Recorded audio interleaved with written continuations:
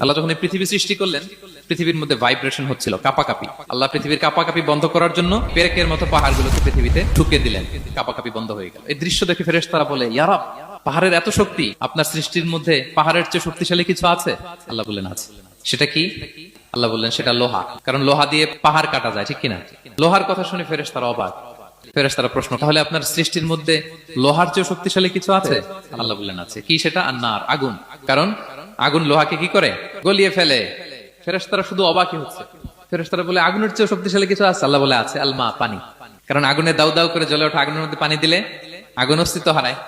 ফেরেশতারা শুধু অবাকই হচ্ছে। তারা বলে, তাহলে পানির চেয়ে শক্তিশালী কিছু আছে? আল্লাহ বলেন আছে, রিহ, বাতাস।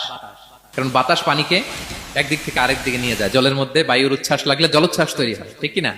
ফেরেশতারা আবার অবাক হয়ে বলে, তাহলে বাতাসের চেয়ে শক্তিশালী কিছু আছে? আল্লাহ বললেন আছে। সেটা কি? বলতেছে বনি আদম। ওই মানুষ শক্তিশালী যে গোপনে দান করে।